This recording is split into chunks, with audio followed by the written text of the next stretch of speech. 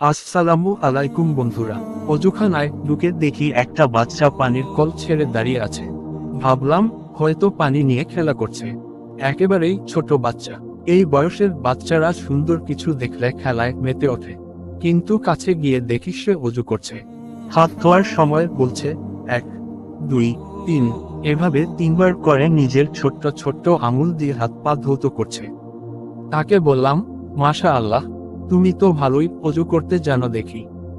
আমার কথা শুনে ভাঙা ভাঙা বলিতে সে যা বলল তা ছিল এমন, অজু করা একেবারে সহজ। এতে আমার অসুবিধা হয় না কখনো। অসুবিধা হয় নামাজে দাঁড়াতে গেলে। ছোট বলে সবাই আমাকে পেছনের কাতারে পাঠিয়ে দেয়, কিন্তু আমি তো অন্যদের মতো দুষ্টুমি করি না। তখন বরং ওদের দুষ্টুমির কারণে আমিও নামাজ পড়তে পারি না ঠিক মতো। বললাম, তোমার আব্বুর সাথে নামাজে দাঁড়াবে, তাহলে কেউ তোমাকে পেছনে পাঠাবে না। বলল, আব্বু মারা গেছেন।